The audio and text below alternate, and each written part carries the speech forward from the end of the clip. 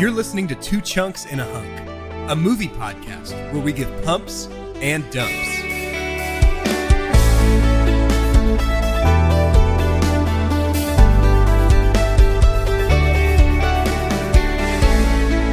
Hello and welcome to Two Chunks in a Hunk. My name is Jordan Wonders and I am your chunk.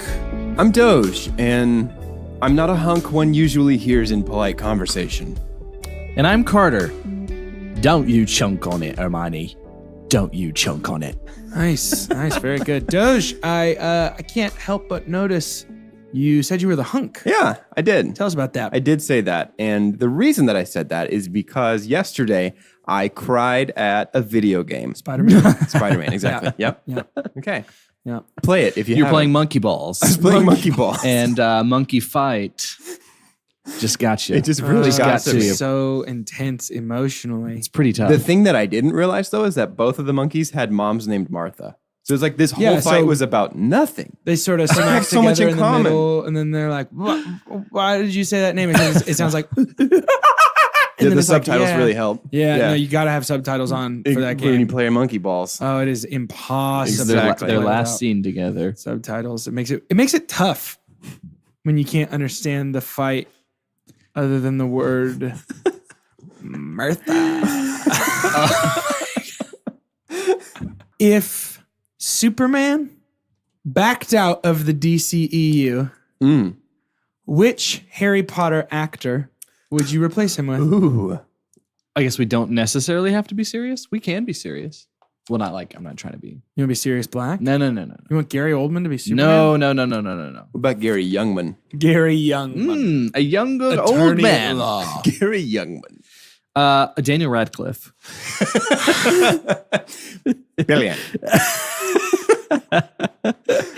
Daniel Radcliffe. What's so funny is like I don't think I could think of anyone who acts in the series besides like women that have good teeth, and I feel like Superman should have really good teeth. Yeah, I hear that. Probably the captain of Slytherin's Quidditch team, Bucktooth McGee. Yeah, he had some rough chompers. Honestly, what's funny is the actor who played Neville Got so hot. he actually turned out to be a looker. I don't know that he could be Superman. I'm thinking. I'll tell you who my casting would be, and then I think that'll Please, get us we evidently need help. more along the same lines. I would pick Hagrid. Yeah. Hagrid, the character, or the actor who plays Hagrid? As Superman? Just Hagrid, the character. Excellent. If we're going characters, then I pick Dobby, obviously. When he realizes he can't save everyone, he's just banging his head and knocks over a skyscraper. No, that's actually pretty much. Yeah. That's actually pretty much the DC Superman. Is the DC Superman Dobby? No, I don't think so. No. I recognize that this is intended to launch a bit. I just don't think so. We'll mercy kill it right now. You know what's funnier is when we just like curb stomp jokes before they get rolling. That's way better than letting them grow wings and fly away. Get on a motorcycle and save Metropolis. So as I'm sure you've probably guessed already, this is the third week of our series known as Do You Believe in Magic? And this week, the movie that we're talking about is known as Harry Potter and the Chamber of Secrets, or the Philosopher of Secrets for our friends across the pond. Can you imagine? What is that? That philosopher's just got like all those fingertips together and he's like, I can't tell you. But you'll never guess what I know. No, emphasis on never because it's a secret. But it's amazing. So, Doge, if you don't mind, would you be so kind as to slide me a synopsis? A synopside. That was going somewhere really I great. know, I loved it at the beginning. And, Red down. It just kind of tanked at the It end. felt like you should be like waving a handkerchief, like as a boat is sailing away. kind? Would you? Would you please? I would, and I will. Harry Potter And the Chamber of Secrets, or the Philosopher of Secrets for our friends across the pond, tells the story of Harry once again going to Hogwarts and foiling a plan by Voldemort to come back to life. In this one, Voldemort lives inside his teenage diary and possesses Ginny Weasley, Ron's younger sister, and uses her to open the Chamber of Secrets, releasing a basilisk who begins petrifying students. Literally petrifying them. I mean, obviously they're scared of this big snake, but they become like statues in stone. And so Harry has to defeat the basilisk using the sword of Godric Gryffindor, which only a true Gryffindor can wield. The letter opener of Godric Gryffindor. Exactly. There's a whole lot of ins and outs and ups and downs and rounds and abouts of this story, but that's a brief synopsis. So let's get popping. Let's get popping. Poppin'. Guys, nobody heard anything because we all have pop filters on our mic. No one heard us say any of those words. It's just like before we dive in, I had some fun. So I kind of got lost in some research, and I wanted to do this before we dive into the Chamber of Secrets or Philosopher of Secrets for our friends across the pond. Sure. Yeah. But it feels like in this fantasy series, Do You Believe in Magic? We've got these, two big, like this bout between probably the top two fantasy epics in movies right now. Sure. Which is Lord of the Rings, Harry Potter.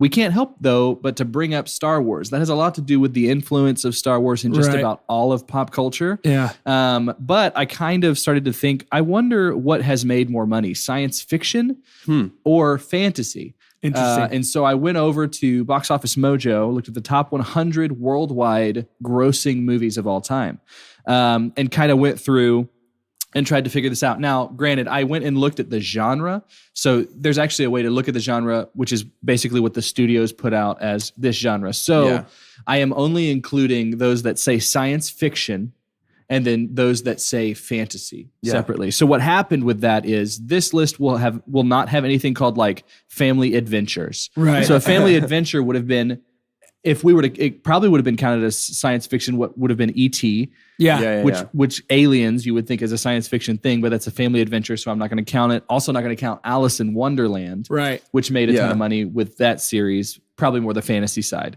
We're also eliminating anything animated. Okay. Because if it's animated, it's called animated. That's the genre. Really? They don't really put a genre within that for most of those movies. So that means Shrek, Frozen, anything Pixar. So I guess Wally's in the top 100.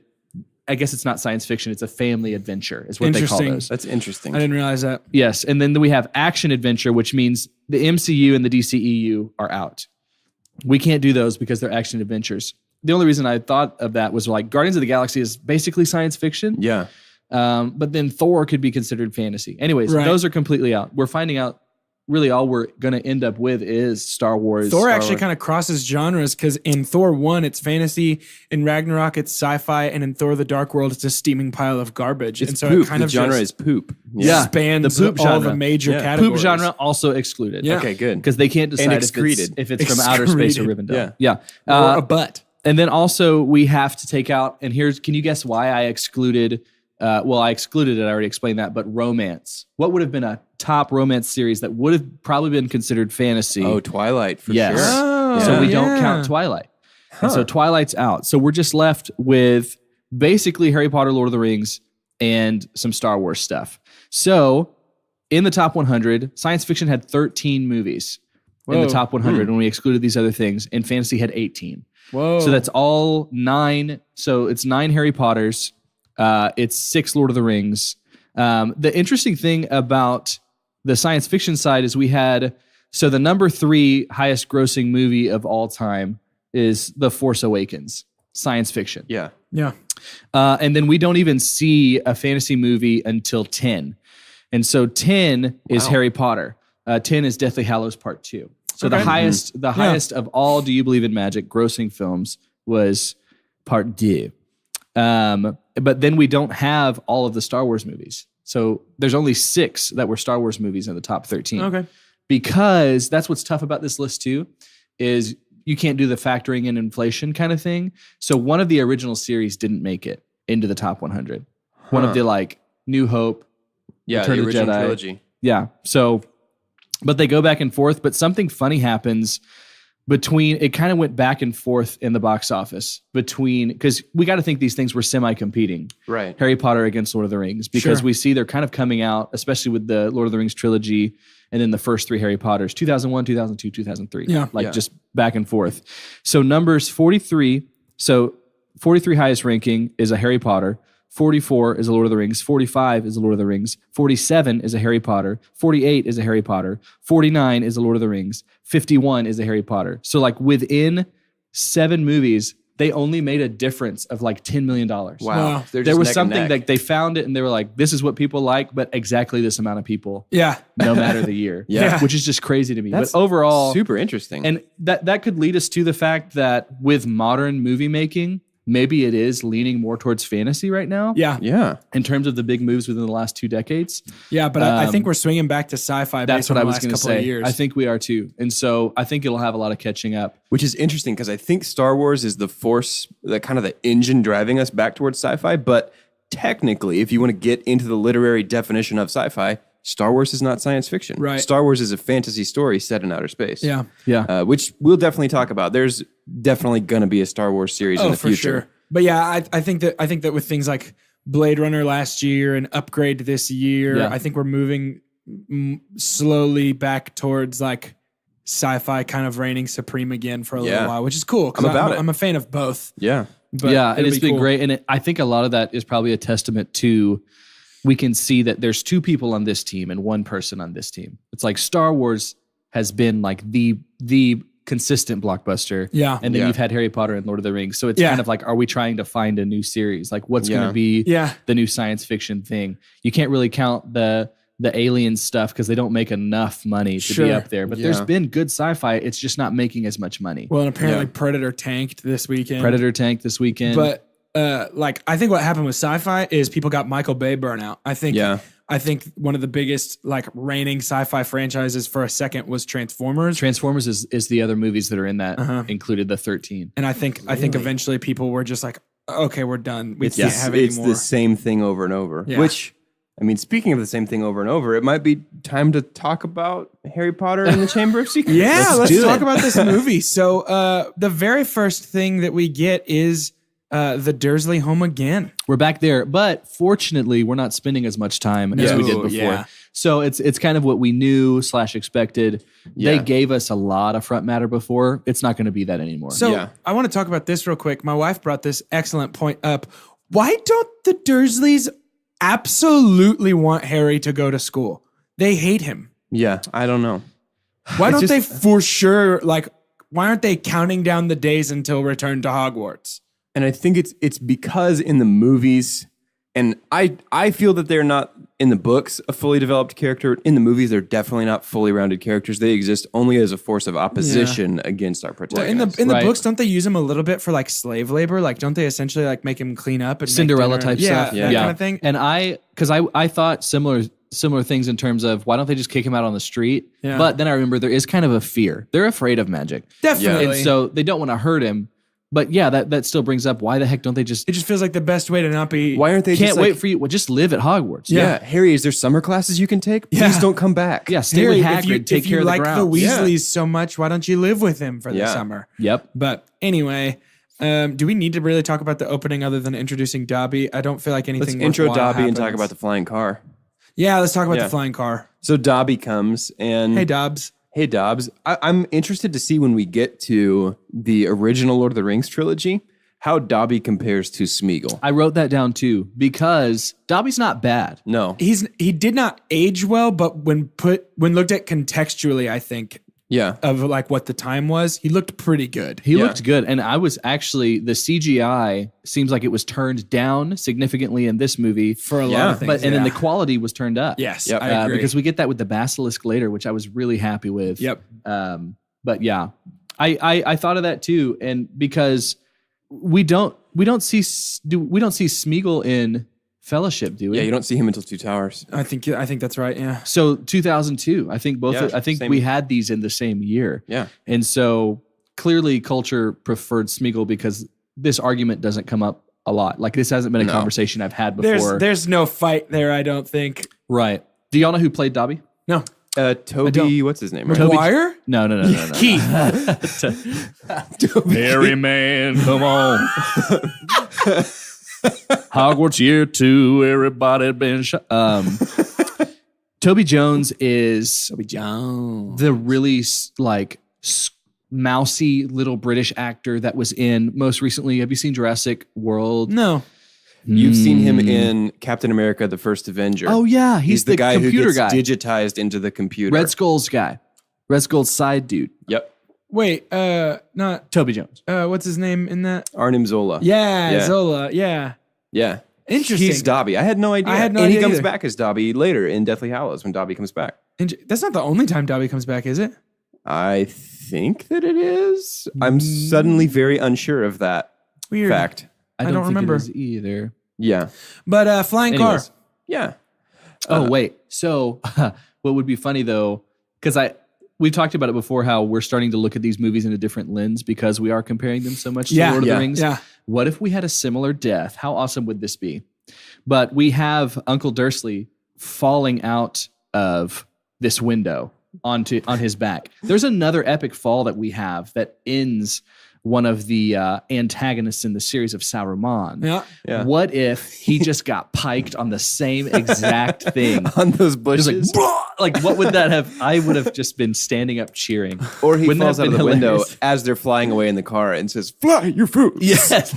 Or he These are the falls out of things the that go through my window mind. and bounces up like a super bouncy ball from one of those quarter crank machines. Like a And- monkey balls. Yeah, like a monkey balls. Yeah. I can't. This is going to be all throughout this whole series. Maybe. Flying car. I want to Flying talk car. about Okay. the flying car. I love its personality. It's basically Chitty Chitty Bang Bang. Yeah, I don't Actually, don't love that. So that's what I was going to say because I don't You didn't hear my sarcasm? That's what this pop filter also does. Oh, it's a sarcasm filter as well. I Got don't it. understand. It wasn't like that in the book. It's smart, right? And Was. why does it save their lives later? Yeah. Like, why is the car like my owners, my friends? You created me. I must To serve me, you. okay, so I'm always trying to make things work. I'm finding this out. Sure. I've talked before how I'm an eternal optimist. Everything happens for a reason. It's all for good, which Yeah. is a lie and could get me shot Sure. by Me. By wizards. By dark wizards. by dark Sure. wizards.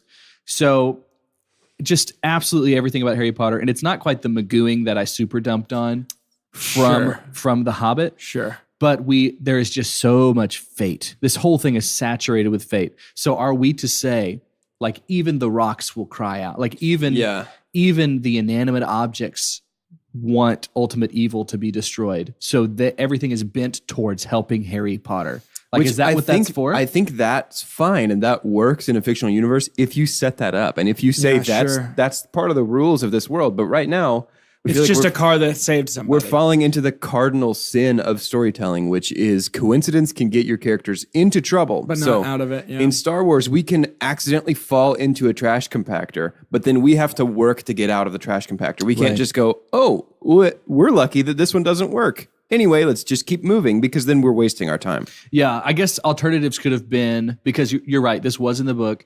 Alternatives could have been, I mean, does this take away from the luster of if this is the first time we introduce the Patronus?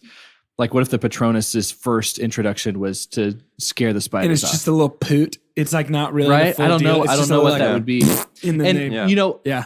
and they almost could have pulled off having the car have a personality without really. The problem was it coming to save them. Yeah. Because I thought it was funny when it spits out the luggage after the Whomping Willow. That's just like, oh, they just added It's a silly goose. silly Yeah. goose. Yeah. Haha, I won't think No. about it again. I have an alternate theory. Somewhere in a high castle It's a is a Horcrux, man the 8th Horcrux. and a rose in a glass. And all of that man's servants have been turned into living embodiments of the job that they had. This is his driver. And this is his driver. Yes, I love and it. his driver was James Potter. And James has come to save his son. This is excellent fan fiction. This is great. I really love If this. you guys want to check out more, how about you go hop on over to tumblr.harrypotterfanfic, but not the dirty one.tumblr.co. I Excellent. honestly, I'm not surprised for someone who has their own car corner. Sure, yeah. You know, I'm all about sentient cars. So we meet the Weasleys. Yep. I feel comfortable speaking for the group that we love the Weasley family. Oh gosh, Pump yes. on the house, Super pump on everything Weasley. Everything Weasley is a pump. I Pump completely where they agree. live, Yes. their lovely little farm field with the pigs and everything. I didn't realize. I guess it never clicked with me that we never saw Daddy Weasley in Sorcerer's Stone. Did we not see Arthur in the first one? No, Arthur's introduction is this one. Oh. And so when he came in, I was like, oh yay! Like I got so pumped about Arthur it. was almost my super Pump pump. on Mark Williams. Yeah, Yeah. he's, Is he's that an his name? underrated casting. Yeah. in a He's place that is very full good. of, and we can talk about it in a little bit when they go to Diagon Alley, but not diagonally, Yeah. because that'll get you somewhere else. Okay. Close. Did you guys sit there and try and say it like Harry did? Diagonally. Diagonally. You know, what's the truth? Not the truth, is that Daniel Radcliffe was such a bad actor Yeah, sure. that they just had to go with it. Yeah. JK said, you know what? I'll go in. I'll rewrite the Everything book. published from here on out is going to be that he just goofed it up Yeah. instead of it being actually Daniel Yeah, Radcliffe. that's the goofed it thing. Like, why did they decide to use that take of him saying diagonally? Because it doesn't sound like diagonally or Diagon Alley. Well, that's the point, right? Because he's supposed to be going somewhere else. Yeah. Because Yeah. they reference like, what did he say?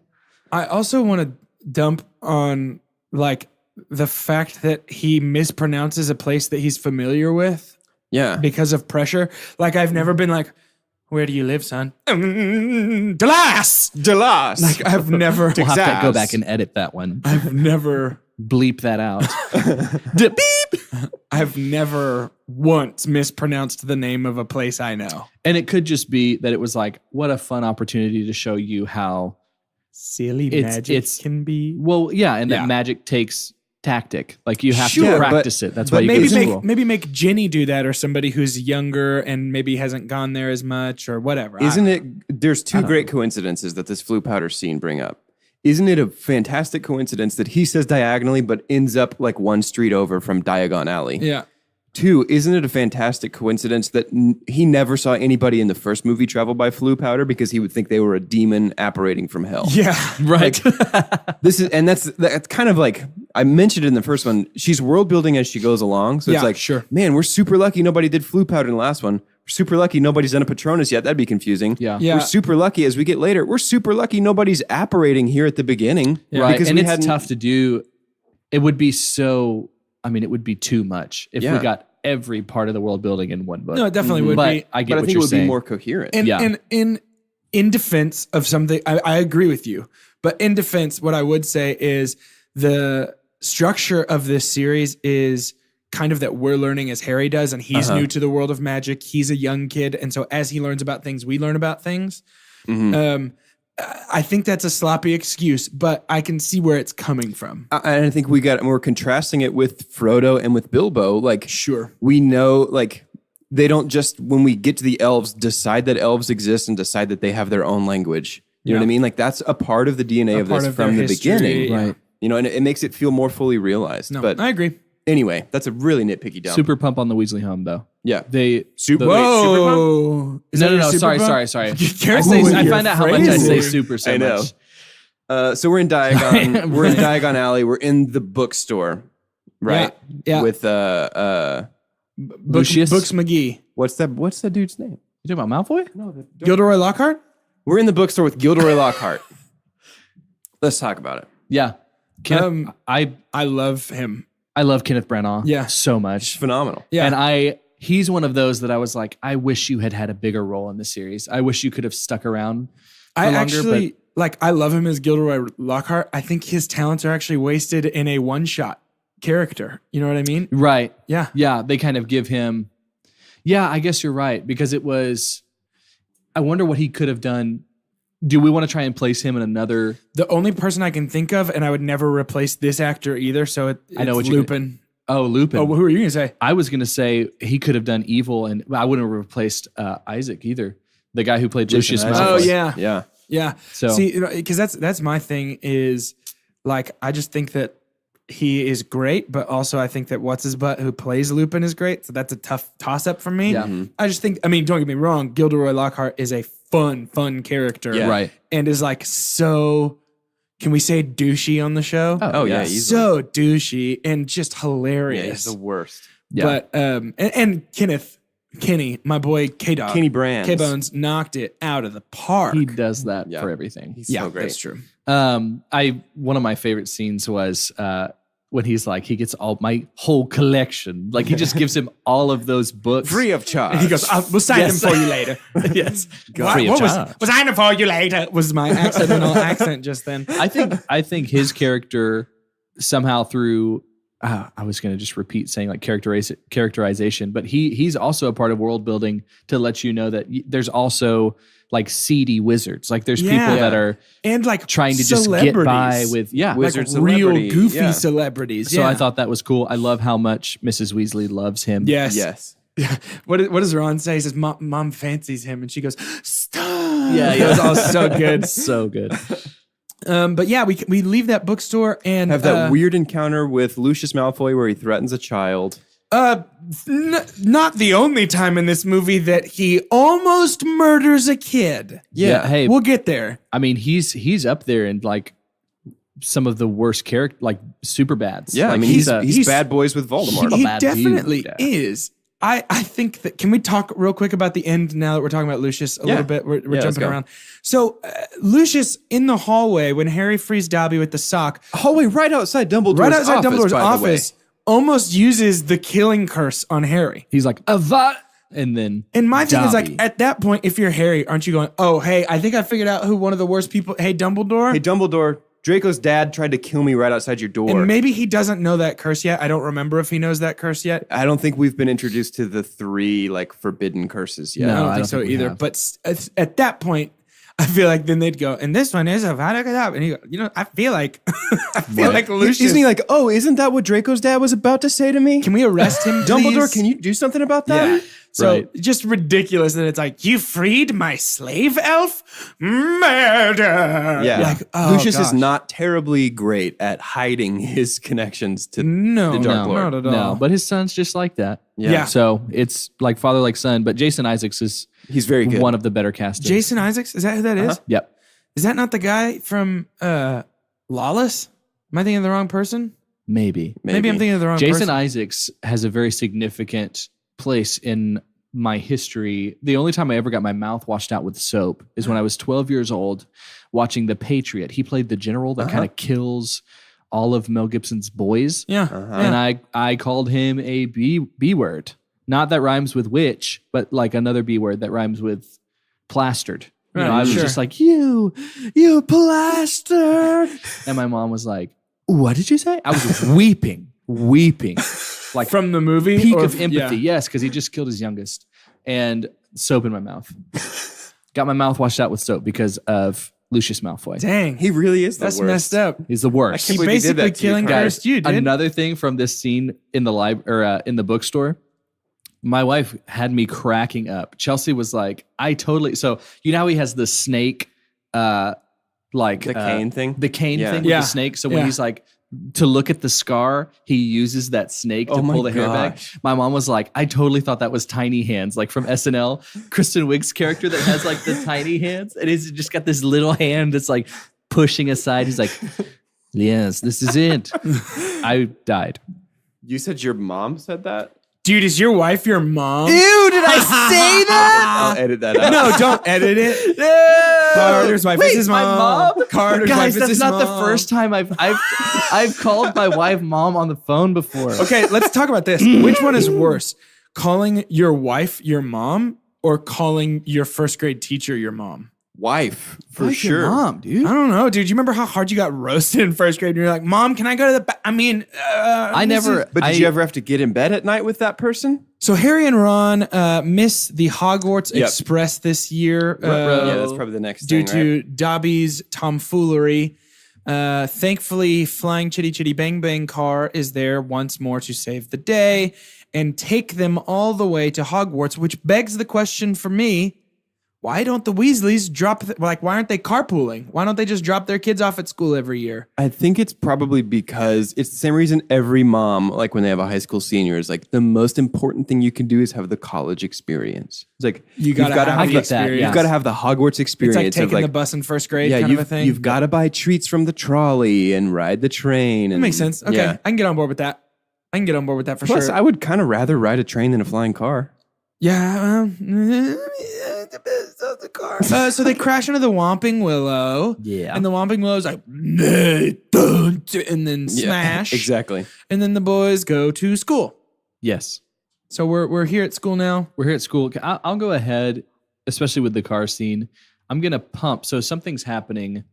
Emma Watson is still the best child actor. Rupert Grint is doing much better. Yeah, He's right? getting good. I'm loving me some Ron now. And it's really good and it's like cartoony, but I love it. Yeah. But did Daniel Radcliffe regress? I think he's worse in this movie than he was in the first one. I'm prepared to do it. Here's my super dump for this movie. Whoa! It's Danny Rad and his inability to show any sort of emotion whatsoever. Like, this is Fast and Furious 1 Paul Walker levels of like, were This you is perfect. alive while this was filmed? Yeah. Like, he genuinely just has that same kind of like eyes 3/4 open look on his face the entire time, and is like genuinely his expression, his inflection, nothing ever changes. Yeah. It's like distractingly bad. I definitely did not plan to do this so early, but this also is my super dump. Whoa! Is Daniel Radcliffe's acting. And I do have a question for us.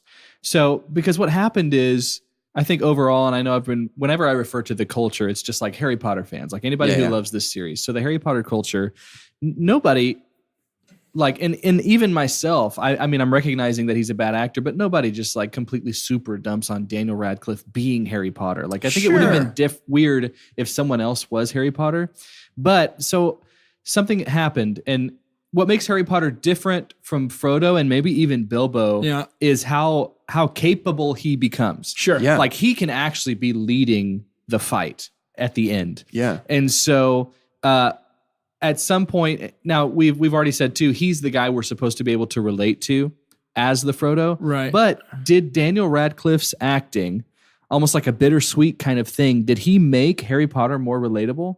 Because now we've got kids watching it and they're like, I feel like I could be him. Like, was he so... Definitely as I've gotten older, his performance has gotten less palatable for like, me. does he make Harry Potter more of the canvas because of how bad of an actor he is? Probably. I mean, he's definitely a blank slate. As Paul Walker.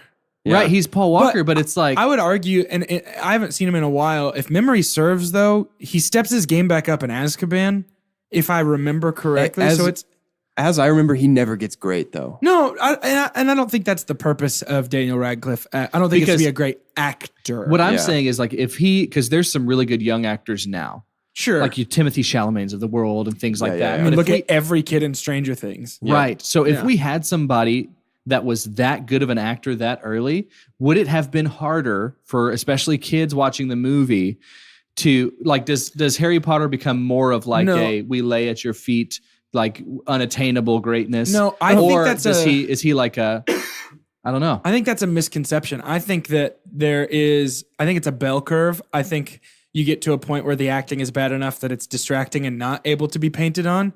But I think that a better actor would be able to become the character so much that you're not worried about painting yourself on because you're watching Harry. That's what I'm thinking. Like, if he is a blank canvas right now, it's an accident. You know what I mean? Like, it's not a choice. And I think a great actor would be able to make that conscious choice. Right. Yes. And that's the only reason I brought it up is how unique is it that it was kind of an accident? Because he's cast at like 10 years old because he looks like Harry Potter. Well, and I think, again, if memory serves, because it has been a while, I think this is the low point of Daniel Radcliffe's performance is Chamber of Secrets. Yeah. I don't think that he ever gets to the point of a Snape or a Sirius where it's like they have become that character so much because of their acting. He becomes Harry because he's just Harry. That's just what he is. But it is no longer distracting for me after this movie, if I remember correctly. Yeah, I would say we see three different things. I think Rupert Grint becomes the most book-like of all the characters. Yeah.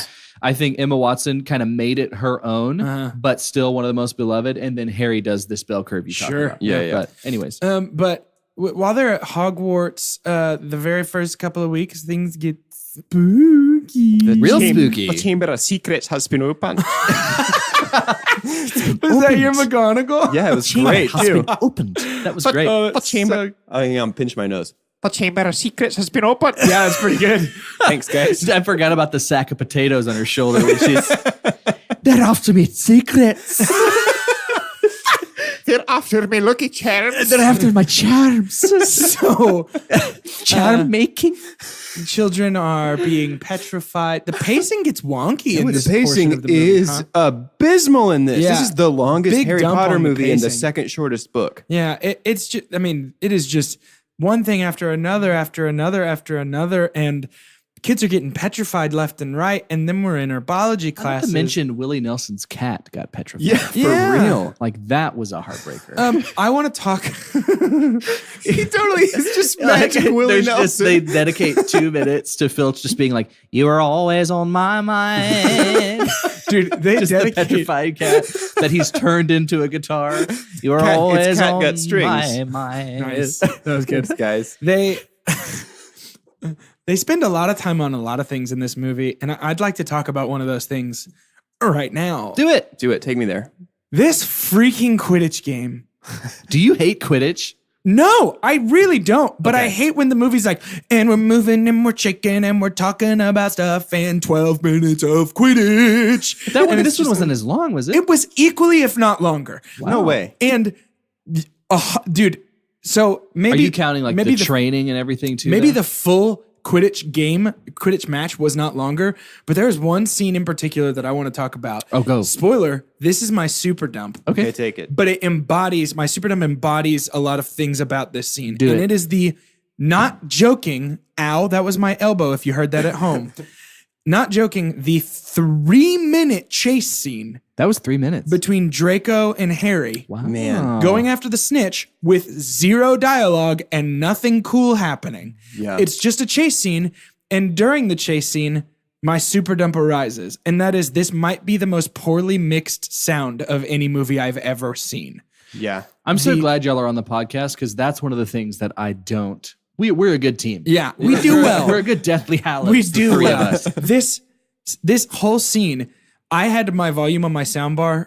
I have a soundbar with a subwoofer. I had it turned down so you're low so that I rich. could not. I don't mean to brag, but Dang, dude, you got a woofer in that? I had it mix? turned down so low that I could not hear the music in the scene anymore.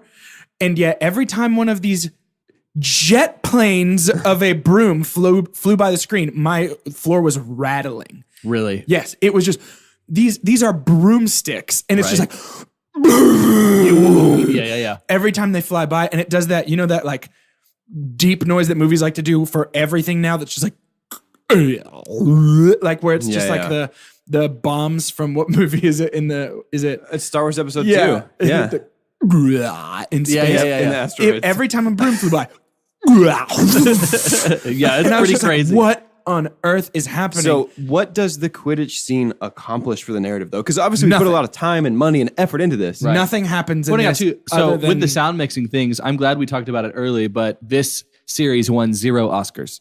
So there is a way to do that well. Yeah. And we talk about they're competing with Lord of the Rings too. Yeah. And then we'll get to talk about, it might not even have to be brought up because it's not bad. Sure. I think we bring it up because it's bad, but Yeah. they're not doing some things well.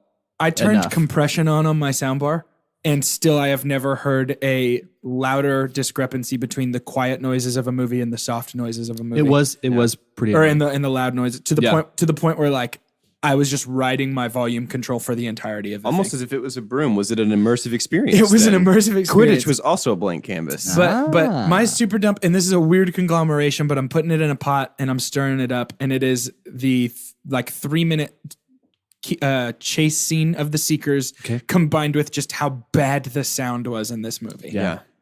Speaking of putting things in a pot and stirring it up, Yeah.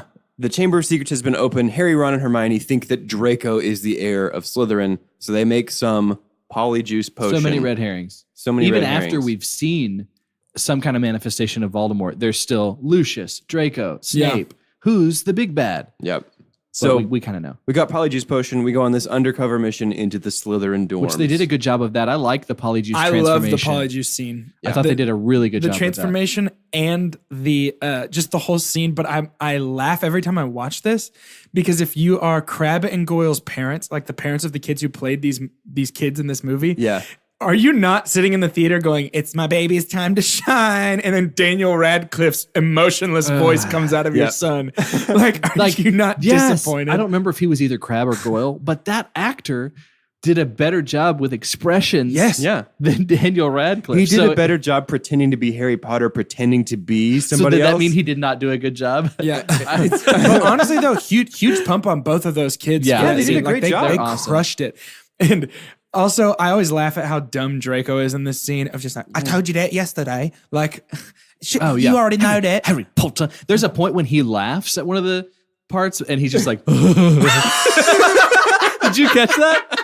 No, it's just like, and I'm not trying to, I don't know if anyone's thunder is going to be stolen here, but I have a pretty in-depth super pump. Okay. And I'm going to go ahead and do it now. Whoa. Something that you signed up for from the beginning when you said, I'm going to get adolescents, 10 and 11 year olds, and we're going to film until they are 18 or 19, is that you're just going to deal with Puberty. voices dropping, puberty. Someone is so tall. But the franchise overall, especially in Chamber of Secrets, something happened in a year. Draco Malfoy is like a foot taller. Yeah. Rupert Grint is like, blimey. Like, it's just like, it's like stuff is all over the place. But not a person in the world could say, well, that's not, no, these are kids. Kids grow up. Yeah. We didn't have details about what happens to them, except when they start like, I like girls, and stuff like that. But that's hard.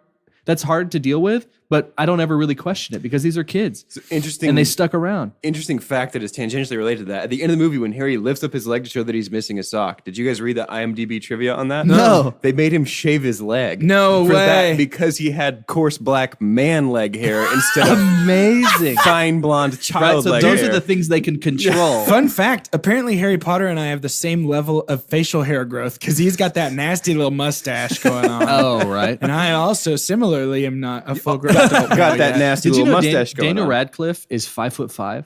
Like full grown Daniel Radcliffe? Him Like, now. Final form. Completely buy it. Final form. Completely. Dang. Third evolution. He's Daniel an itty Radcliffe. bitty boy. He's an itty bitty boy. And so, but those are the kind of things to I where guess it's like, sorry if you're listening and you're. I don't think they like take Yeah, actors, sure. like there's no way to You're predict. not It's little. like, Yeah. well, we need to meet your family. Yeah. How big are they? What do they look like What's your now? bloodline? Right? But I just thought that was so interesting, No, and, it's I great. super pumped on it. But it comes up with like the Malfoy. Yeah. It's just like, dude, who are you? Are you about to graduate? He's the guy that's like in the dorms that had a career and came back, and he's just like, I want to live my life. Now, what if Malfoy was an adult student at Hogwarts? Love it. He's taking night classes. Love it. Goes That's home- Crabbe and Goyle, though. Goes probably. home and plays with his kids.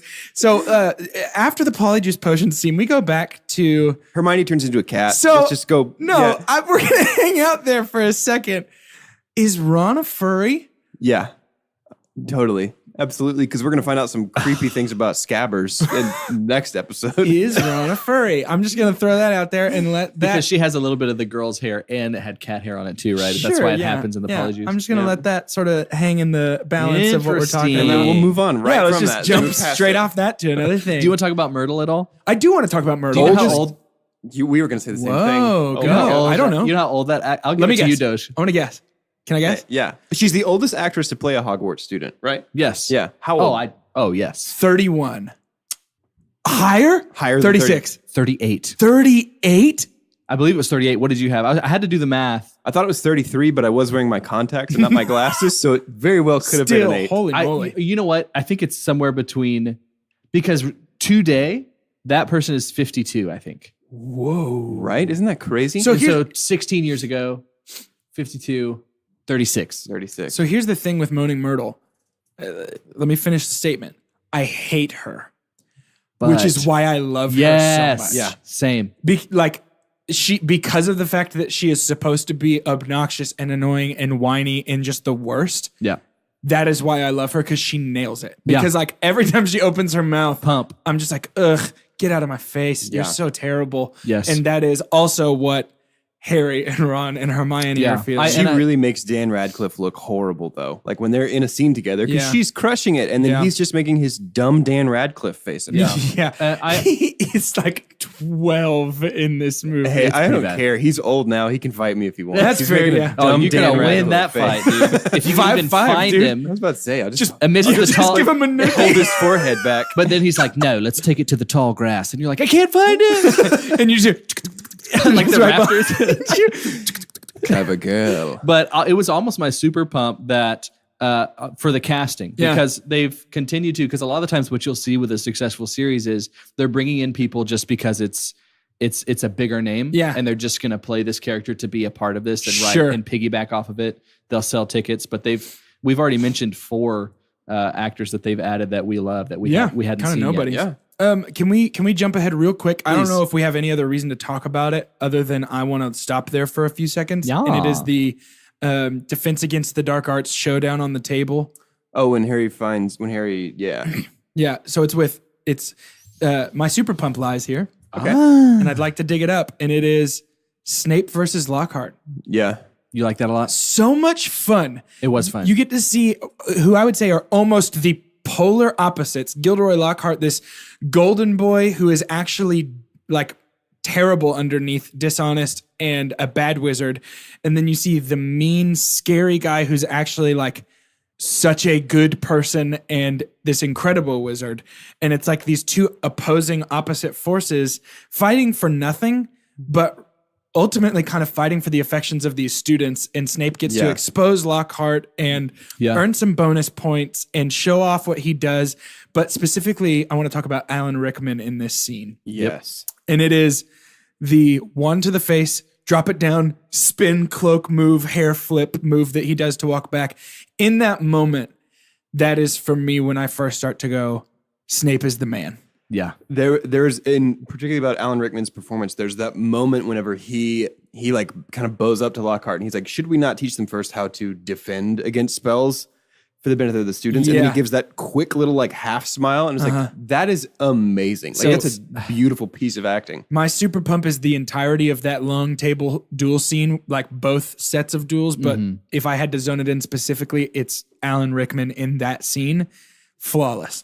Can I do an in content shout out? Yeah. Really quick. Yeah. So I got to watch this movie with dear friends of ours. Chelsea and I watched it with the Kellys, Vince and Mariah. Yeah. They're both Harry Potter heads. Mariah, very much so. Yeah. Like if Luna Lovegood was a person, and we'll get to meet Luna soon. Yeah. It's Mariah. Sure. But she was just so full of a lot of great details about things. And I was talking about how, I super pumped Alan Rickman for the first movie and went ahead and got out of the way because I could do that for every single one. Yeah. Did you know that J.K. Rowling, as she created the character of Snape, had Alan Rickman in mind? No way. She had Alan Rickman in mind as she's writing it and approached him herself. What? And was like, we're doing the movies. Please, can you please be this? You're the guy. And she basically fangirled and was like, Alan, can you please do this for us? And he was like, absolutely. What? So it makes... She was just a big Hans Gruber fan. It makes perfect sense. Yeah. That it's him down to like... There was no makeup added. I mean, it was like, it was just this is him. your nose. This is... Yeah. No, So, that's awesome. I had no idea. I can totally see that though. Oh, yeah. Would we say best actor in the series? Easily. You need to be careful. I mean, your favorite actors. You need to be careful with what you're saying. I'm just trying to put it up there. Certainly one of the best. Okay. I mean, in terms for his character. Yeah. I know. Certainly one of the best. It'll happen. So Hermione gets petrified.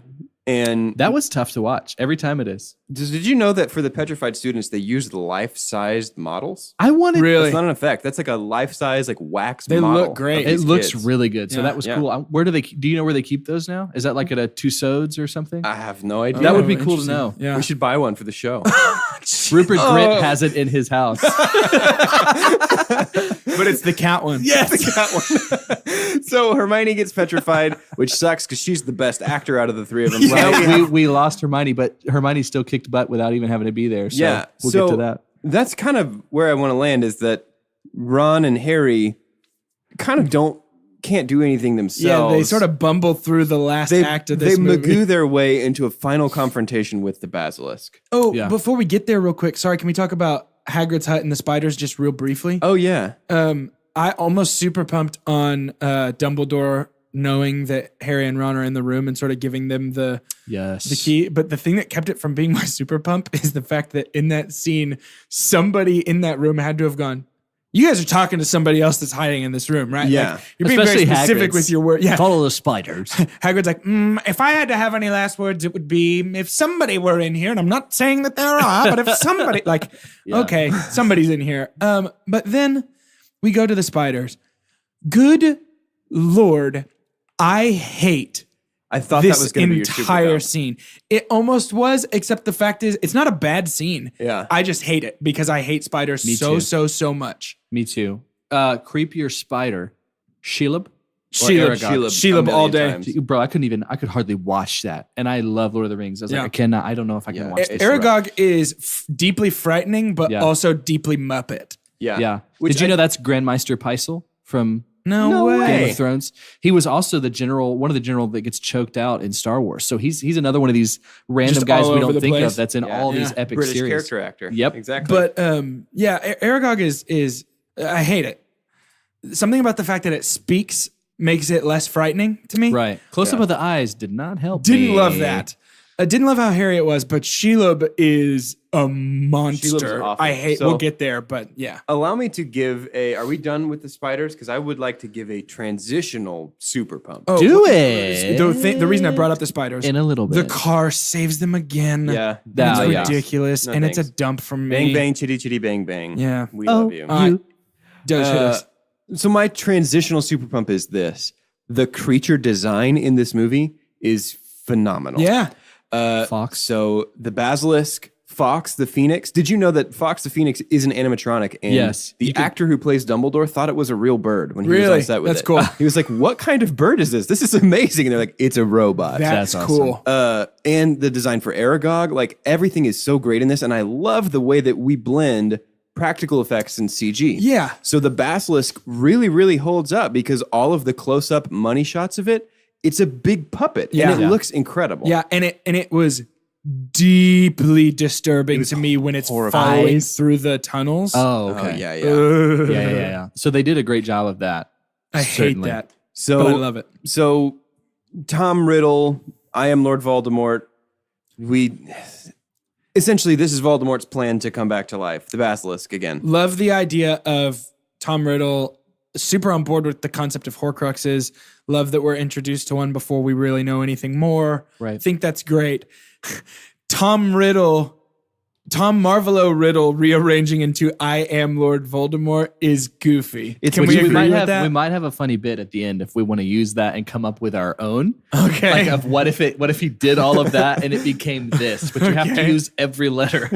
So Okay, fair enough. Yeah. But I'll tell you, so 29-year-old Carter Yeah. was like, "Brr," but 12-year-old Carter, when I read Gasp. That's true. it, bro, this was Gasp. like Bruce Willis at the end of Yeah. Sixth Sense. What I happens was like, there? I'm confused. It turns out that he is a cop. No He way. does He stop die the hard. asteroid from Yeah. hitting He the dies Yeah. hard. Yeah.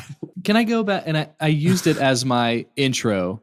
Don't you chunk on it, Hermione. But like, there's so much big old heart to Hagrid in Oh this yeah, one. probably But literally. and then also Emma Stone getting me teary eyed Hey, because dude, she it's not her. cried. It's Emma Watson. No, that for that section. So you know how Same they with use Legos. Keira Knightley for a little bit Yeah, as Padme. yeah. Same thing. I can't believe y'all didn't. way. I'm thinking like Philosopher's Stone, Emma For our Watson, friends across the Harry pond. Potter Stone. and the Emma Harry Stone. Potter the Emma and Stone. for our friends across Sorry, the pond. right? Emma Watson. But yeah, their scene together is like, it's okay. Because now we have another layer of like, Yeah. there's also, what do you call it? Like in society, even in the Like a wizarding caste world. system kind of a Yeah, thing. there's Yeah, kind yeah. of a lesser than. So that's an interesting thing. Like, I don't know that we need to spend a lot of time talking about how Harry defeats the basilisk.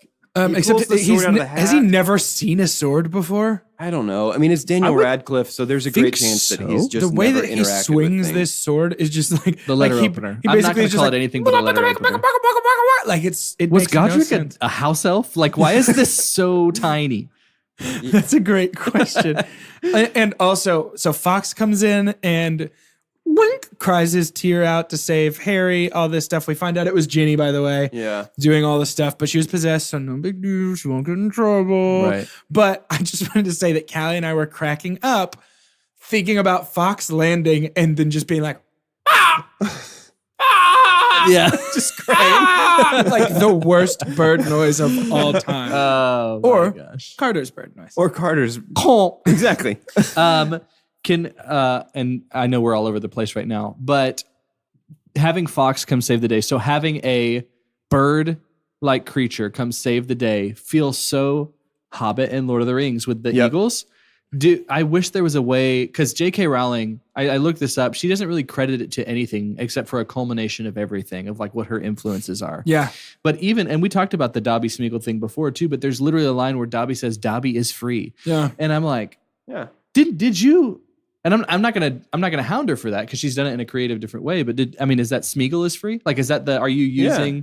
I wonder how much of it is just carbon copy influence. Yeah. No, that's great. That's a great point. I think one of the last points, because we're about to have to move into rating. Sorry. One of the last points that I would love to talk about is I think that this movie is the weirdest split of better than the first one. Yeah. But it's so much of the same that might make it worse than the first one. Yeah. I think we get more important information in this than the first one. Like, as far as just like pertinent to the story as a whole. Yeah. But I think basically this story, like whole meta narrative, or the story of Chamber of Secrets? Okay. Meta narrative. We get more stuff with Riddle and the Horcrux and we get stuff that matters later more frequently in this than maybe in the first one. But ultimately, and I had this problem with the book when I was reading them for the first time too. Chamber of Secrets is just copy paste, replace these words with these words. Philosopher's Stone Mad Libs. Yeah, it really is. So is there a way then? I mean, do you guys think there's a way to make this the first Harry Potter story? And like, because my sense that I've always gotten is like, okay, year 2 is when kind of like the real final confrontation with Voldemort begins. I personally think that if this had just included the beginning stuff and then showed up and then we tie in the snake from the zoo with he's a parcel mouth and there's a big snake in the school and our first intro to Voldemort is not on the back of a head, but instead is here's young Voldemort and who he is, and then the reveal of Voldemort. Oh, that's that name we've been saying all of this time. Which I don't want to say that I could write Harry Potter better than J.K. Like that is not true at all. Just it feels like maybe a conglomeration could have been. There is some bouncing around. Well, sure. There is, and so you guys probably know this. The movie was optioned to Steven Spielberg before Chris Columbus is his real name took over this movie. Took over the first few movies. Yeah, he landed, and some other people already had it, and he stole it from them. Spielberg wanted to combine the first 2 stories into one movie, and he wanted to make it animated. Disagree with the animated, but I think combining these 2 stories, like it definitely works as books. Like if you're reading them when they come out, and you're like, oh my gosh, this new Harry Potter thing is awesome, and then the next one comes out, and you're like, wow, it's the same thing again, but even better and even more different. Then it totally works. But I think if you're trying to if we're trying to watch it and get a sense of the entire meta narrative, it doesn't start in Harry Potter 1. It starts in Chamber of Secrets. Yeah, that's I true. agree. There are some little things that I was thinking about. There's some character progression and development a little bit that might be weirder if you change the story settings. Because we don't get that big heart, like the scenes with Hagrid and Hermione. That doesn't make sense if they've only known each it's other. like, why couldn't we place it in the other one? Yeah. But do you feel like we're just going to go ahead and chalk it up to Alan Rickman being an expert on Severus Snape? Do you feel like we start to see him, maybe we're not thinking he's as bad of a guy as we think he is in this movie? Yeah, I think so. Was there a little bit more of some empathy? Yeah. I think it comes from him stepping up to protect the students in a way. I'll be interested to watch that all the way up until the conclusion. Yeah. To see how much it progresses. But yeah. Is there anything else to talk about in this one? Because there's definitely more stuff. Like I was going to say, Lucius almost kills a child. I had a big pump on Dumbledore's office. This was the first time we saw his office. I love his office. Oh yeah, and they did. Oh my gosh, they did such exactly a good job like I imagined it. Yes, when I read it. Same. Yeah. Also, I want to say, by the way, the ending of this movie is so weird and is a huge dump for me. Really, like the very end where everyone loves Hagrid. Yes, everyone Hagrid walks in and then they clap. He didn't do anything. He just did not do something. So why are they clapping? And also, they clap for so long. Yeah, the soundtrack's never been more epic than right there. Yeah. Like it's really full, and this is one of those things. I think we talked about this last episode about Harry Potter. We have trouble ending our Harry Potter movies because the moment of celebration at the end of the first one is Gryffindor wins the House Cup, and it's not evil has been defeated. Yeah. And like in this one, it's Hagrid came back from prison, not no students are getting killed anymore by this big mean snake. Yeah. That's a good point. But yeah, I dumped on it too. Yeah, so weird. Even though it had my heart. I agree that Professor McGonagall in her night clothes looks like a witch from Sleeping Beauty. Yeah. Yep. If she had the ribbon strap that went under the chin from the hat, that would do it. Basically does. Yeah, that's true. Is it time It's time to rate the movie. Okay, well, we here at Two Chunks and a Hunk have perfected the movie rating system. It's called the Scientific Cinema Scale, and science is as follows. The best thing we can ever say about a movie is own it, don't lend it, buy that poster. The next best thing we can say about a movie is to buy it. After that, the next thing we can say about a movie is to rent it, followed by stream it. After that, it's going to be forget it. And last, but certainly least, the worst thing we can ever say about a movie. Dumbledore has forsaken us. Okay, McGonagall, why don't you go first? I want to give this movie a striggity-riggity stream it. Okay. Striggity riggity, God has forsaken us. I have genuine, and like, here's the deal. Love Harry Potter. Obviously, big fan of everything that H-Dog is doing over here. My boy. I have not been less interested in a movie I'm watching for the podcast since we watched the first Fast and Furious. Wow. It was a chore to sit down and watch this because it's so long and so boring, and Daniel Radcliffe is so wooden. I'm going to jump in and rate next because my answer is basically verbatim your answer. Easy stream it, no hesitation. It took me 2 nights to watch this movie, not just because of soundbar issues, but because I got halfway through the first night and said, I literally cannot watch another second I of watched it in 5 30-minute chunks. I was like, I've got to take a break from this. But the thing is that it's not that I hate it. It's not a bad movie. It is just, it's a slog. It really is. Yeah, this movie did make less money, about like $100 million less. It's a stream it and not a forget it for me because it is necessary for the flow of the story, and it is pivotal to enjoying the following 5 movies. Yeah, and I will rent 6. it because one of the main things that we needed for this one is why I'm renting is we did need to see some progress somewhere. Yeah. And I think we got enough of it in this one in terms of like the effects are better. Some actors, not Daniel Radcliffe, are starting to come into their own and make things better. We're adding new ingredients. And so I think they're still snowballing ahead and getting a lot of momentum. So I rent. Yeah, cool. So before we let you go, we do have some shout outs that we want to do. We want to thank Colton Kingston and Jordan Green for sending in pumps and dumps. Colton's pump is the creature design in this movie. So they could have made the creature CG, but instead the production team opted to use a series of different methods to give these creatures a realistic appearance and movement. Colton's dump, I genuinely have not read this before. I might be in the minority on this one, but I don't find Dan Radcliffe's acting to be good in this. You are not good, sir. Colton, great opinions about this movie. Because it agrees with us. Jordan Green's super pump is Lucius Malfoy. Jason Isaacs embodies the character so well, he oozes sinister charm every time he's on screen. I saw that glistening. Super dump. This is all caps. How many dang ex machinas can you fit into one movie? Good grief. No, that's great. I think we'd agree with that one. That's great. I want to give a shout out to Ephraim. So Ephraim gave us a shout out that we missed a little bit. So we shouted him out, and then Ephraim shouted us out. It was kind of a shoutception. It's a And it was a shout-out. great, I had never been a part of one of those before, and that was a great thing to do. But People Ephraim has all been over the world. a consistent supporter, and shout out to you, man. Yeah, thanks. Join hands. Be done. Start You gotta a shout be done. train. The shout train. So we also want to give a shout out to Steve Castaneda for sending us a message on Instagram talking a little bit about the movie.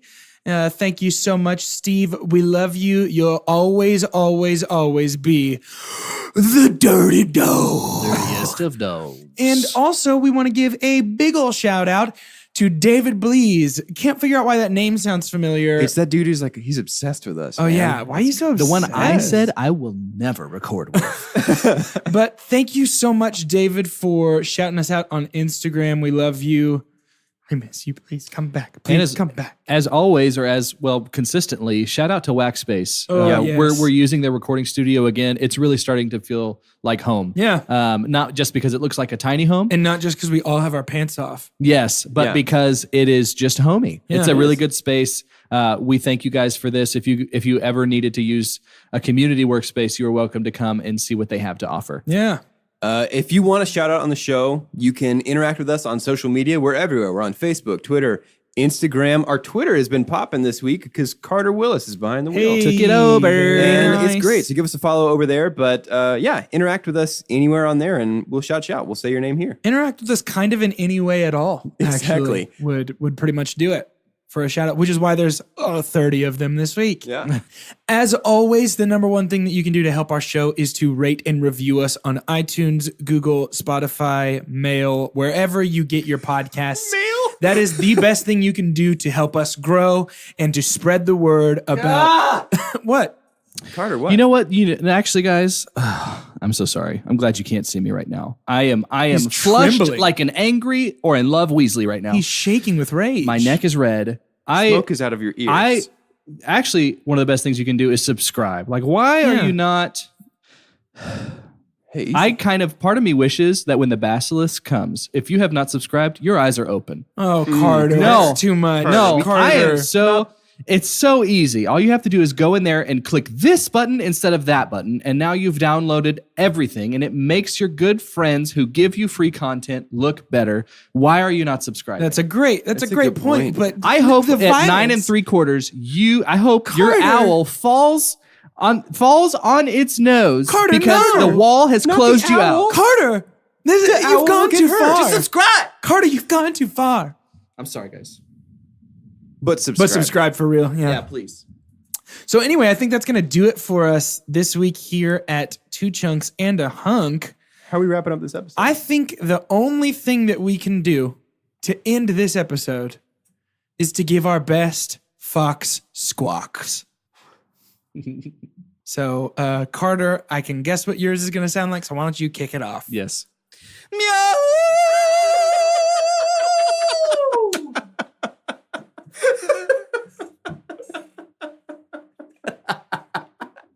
What if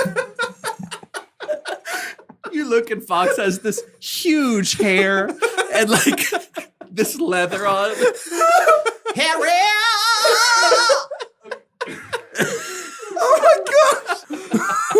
Just echoing through the tunnels underneath Hogwarts. That's just Fox, the Phoenix. Wasn't metal enough, man. Okay. Fox is metal. Goodbye. Thanks for listening. Wow!